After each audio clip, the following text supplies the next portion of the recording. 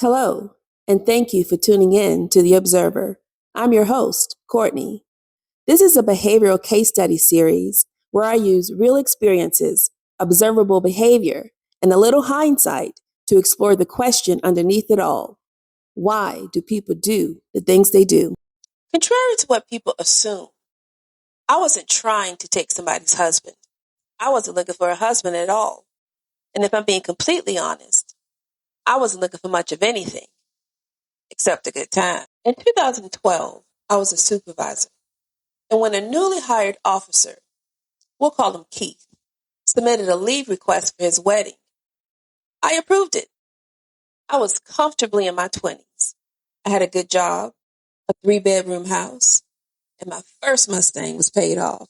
I was living my best life. I valued my freedom. I liked my independence. Marriage wasn't something I was working toward, and I wasn't organizing my life around finding somebody to choose me. Keith wasn't the first. I'd found that one of the conveniences of dating married men was that I didn't have to carry the responsibility of being somebody's girlfriend. They went home, I went home. Everybody understood the assignment. Married men came with built-in distance. I didn't have to build my life around them. I didn't have to perform girlfriend. I didn't have to merge lives, negotiate every decision, or assume all the responsibilities that came with the traditional committed relationship. And I think that's important to discuss because there's a very specific story that we tell about the other woman. She's waiting. She's hoping he'll leave his wife. She wants to be chosen. She's competing with the woman at home for the position of wife. That is true in some cases, except I wasn't trying to replace her. I wasn't trying to win. I wasn't competing with his first wife. What competition? As a matter of fact, I spent a surprising amount of time encouraging him to repair his marriage. Very Usher, you make me want him. I suggest little nice things he should do. Buy her flowers. Take her somewhere. Show her he appreciated her. That probably sounds absurd, doesn't it? Why would the woman having the affair encourage the man to invest in his marriage? At the time, it made perfect sense to me.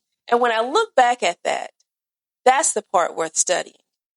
Because if we begin with the assumption that the mistress's ultimate objective is to replace the wife, my behavior doesn't make much sense.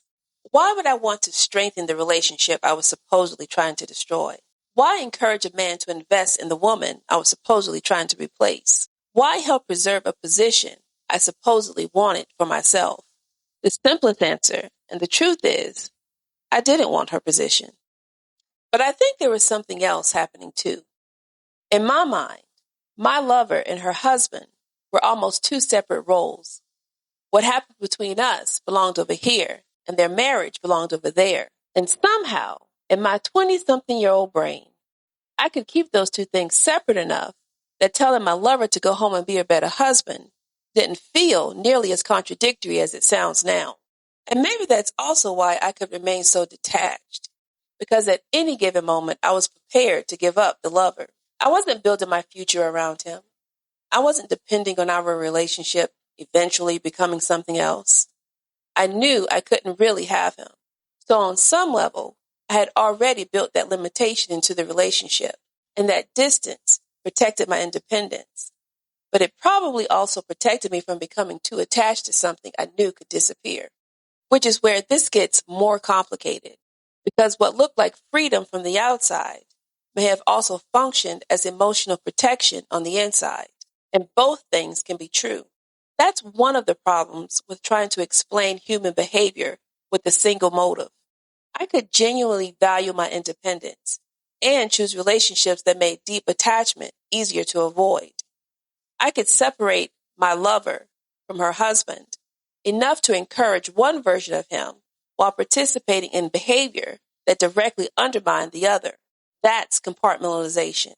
Not necessarily sitting down and consciously deciding to create separate psychological boxes, but organizing conflicting realities in a way that allows you to function inside both of them without having to confront the full contradiction every minute you're living it. And once I started looking at it that way, the question became bigger than why was I sleeping with a married man? Because there was another assumption underneath the entire arrangement that I wasn't buying into either, that eventually I was supposed to want her position. Underneath the story of infidelity is another story we don't talk about nearly as much, the social script women are given about what we're supposed to want, the relationship, the proposal, the husband, the children, the home. The moment somebody looks at you and says, I choose you, inherently, I guess, those things aren't bad. But the real question is whether every woman actually desires them, or whether we've repeated them as the natural destination of womanhood for so long that we've stopped distinguishing desire from social conditioning. Because at that point in my life, exclusivity didn't automatically register to me as an upgrade. Becoming somebody's wife didn't automatically mean I had won. And being the woman a man went home to didn't automatically look more desirable than being a woman who still had complete control over her life, her space, and her time. That doesn't make sleeping with somebody else's husband morally righteous. It means morality alone doesn't explain the behavior, because human beings can participate in something we know violates one value while simultaneously protecting another value that matters deeply to us. We can want intimacy and distance at the same time. We can care about somebody without wanting to build a life with them. We can enjoy being desired without wanting to be possessed. We can participate in a relationship while rejecting the expected destination of that relationship. And we're remarkably good at compartmentalizing those contradictions. I can understand that he had a responsibility to his wife while participating in something that violated those responsibilities.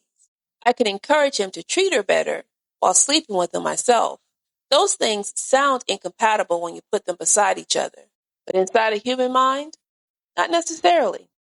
Because human behavior isn't always organized around one motive. Sometimes several motives are operating at the same time. And sometimes the contradiction is the information. Because once I stopped looking at my younger self through the simple category of the other woman and started looking at what I was actually doing, another question emerged. What if I wasn't trying to win the role society assumes every woman wants? And that raises a much bigger question about the role itself, because eventually I did become the wife. I did get married. I did become a stay-at-home mother. I eventually entered the institution I wasn't particularly interested in winning my way into when the story began. And years later, I would find myself on the opposite side of infidelity. Same woman, different position, very different perspective. Which means somewhere between the wedding leave I approved, the marriage I interfered with, the marriage I eventually entered, and the marriage I eventually left, there's a much larger story about what women are taught to want, what we're willing to sacrifice to maintain it, and what happens when the appearance of the traditional family becomes more valuable than the experiences of the people living inside it. But in 2014, I didn't know any of that yet. I just knew I wasn't looking for a husband, and apparently I was trying to send somebody else's back home for educational purposes only.